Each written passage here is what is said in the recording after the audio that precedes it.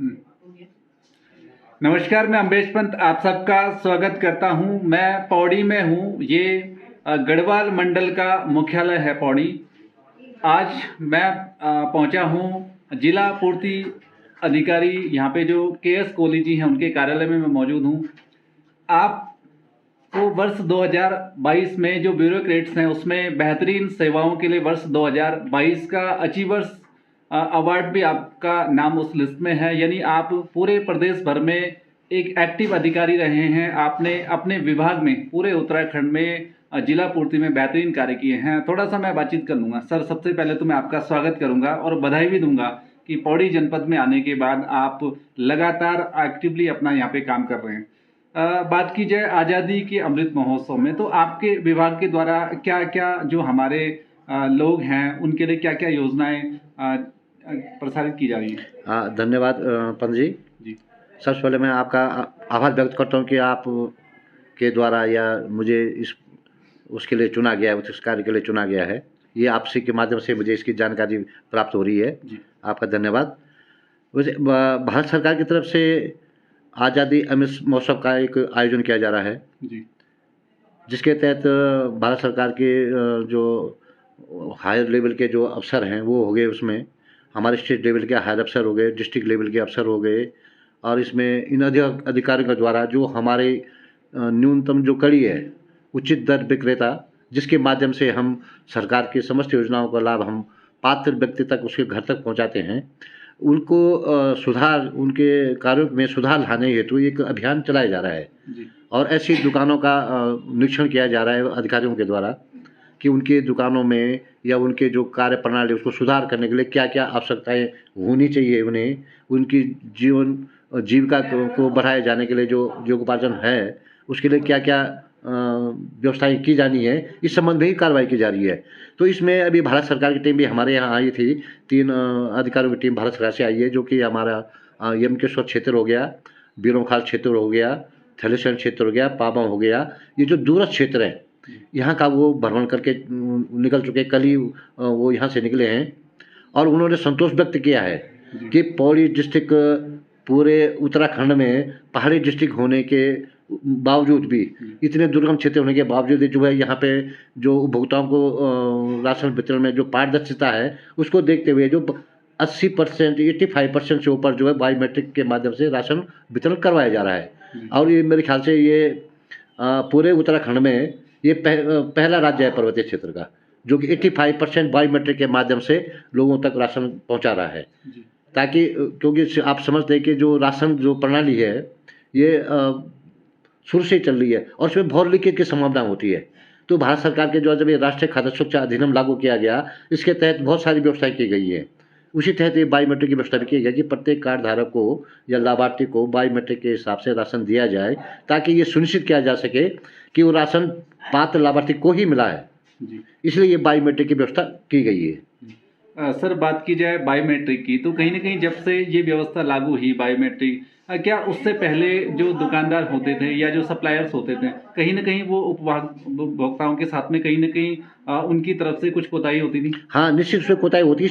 इसी को दूर करने के लिए भारत सरकार की तरफ से इस एक्ट में ये प्रावधान किया गया है और इसी को दुरुस्त करने के लिए अभी भी लगातार इसमें कार्रवाई जारी है।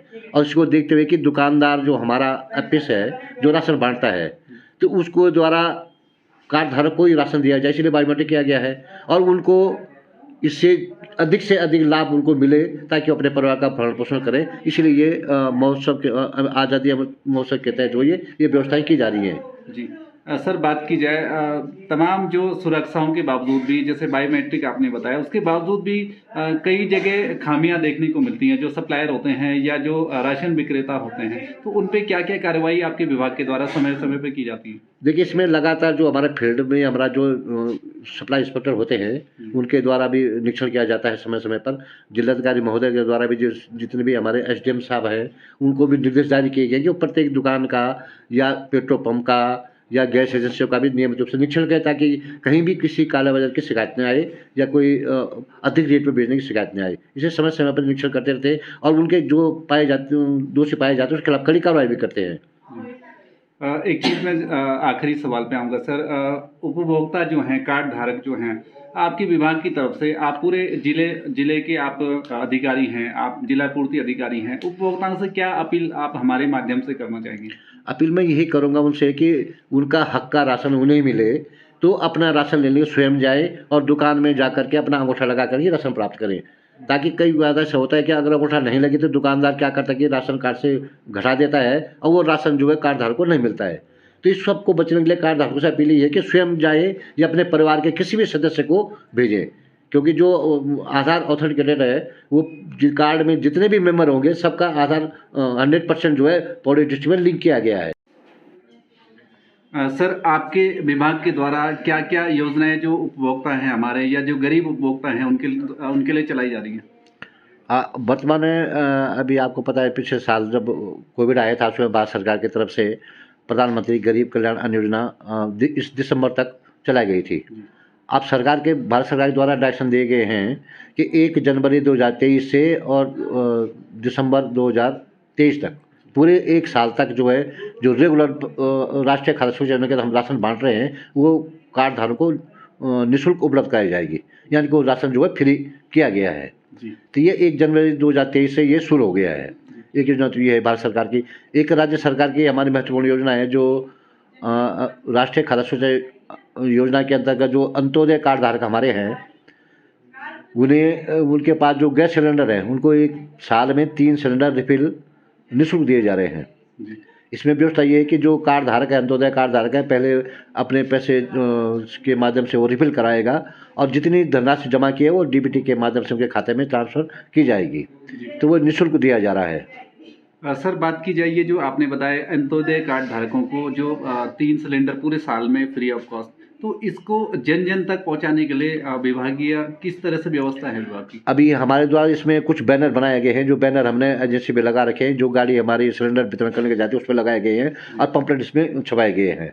और सभी गैस एजेंसी का भी 2-3 दिन पहले मैंने बैठक की थी, उससे सभी एजेंसी को डायरेक्शन दिए गए हैं कि प्रत्येक गाड़ी में वो एक लाउड स्पीकर के माध्यम से भी इसका प्रचार प्रसार सुनिश्चित करवाए।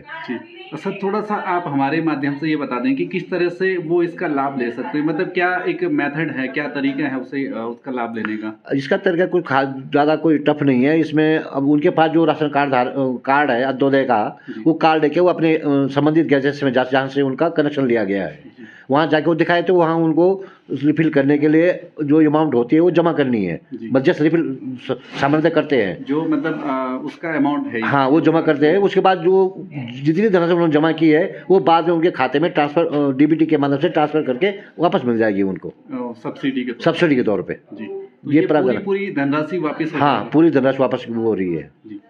बहुत बहुत धन्यवाद सर। तो ये बड़ी महत्वपूर्ण जानकारी आपने मेरे साथ में साझा की कि जितने भी अंत्योदय कार्ड धारक हैं पूरे पौड़ी जनपद में उनको एक साल में यानी 12 महीने के अंतर 3 सिलेंडर मुफ्त में दिए जाएंगे। हालांकि रिफिलिंग के दौरान उनको वो भुगतान करना होगा, लेकिन वही भुगतान कुछ समय के बाद डीबीटी के माध्यम से उनके खाते में ट्रांसफ़र हो जाएगा। तो ये सरकार की कहीं ना कहीं उन अंत्योदय कार्ड धारकों के लिए एक राहत की खबर है, राहत भरा ये फैसला है।